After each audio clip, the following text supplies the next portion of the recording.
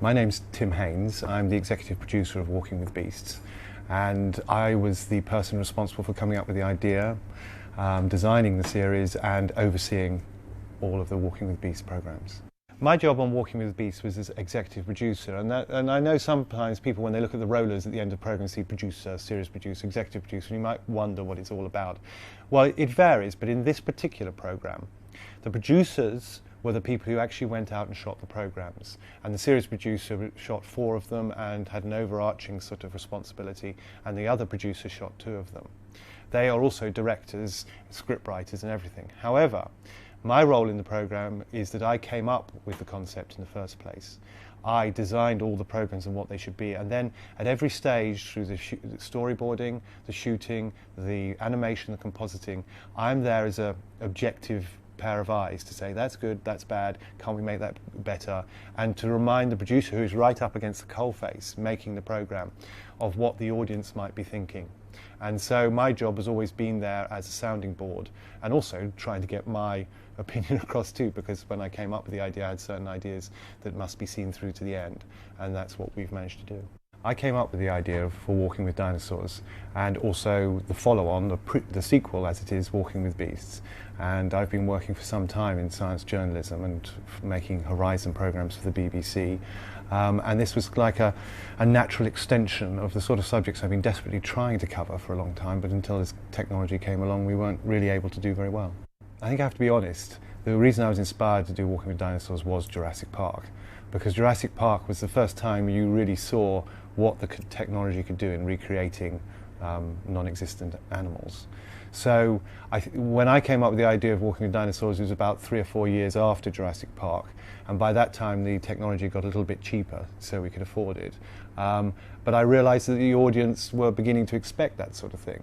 It was no good going to a film and seeing some rather whizzy, believable photoreal graphics, and you could watch television and it was all a bit embarrassing, and you could see the strings and the operators. So we had to do better on television, and that's what the original aim was.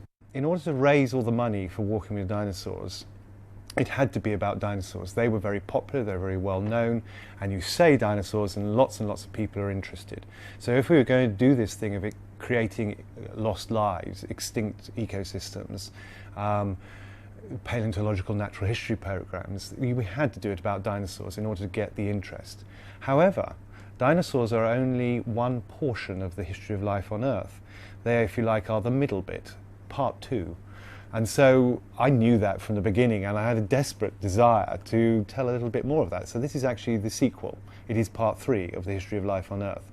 These are the animals that came after the dinosaurs, and it takes us right up to where we are now. I love the pig from hell, which is Entelodon, which is like a warthog the size of a rhino and just would eat anything it could get its teeth on. So it eats vegetables, roots, other animals, its friends. It was just a scoffing creature.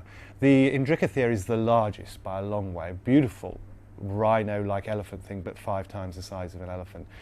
Always known as the most spectacular land mammal that ever existed. That's a very, very impressive beast. And the Andrewsarchus. This is in fact the largest land mammal carnivore ever.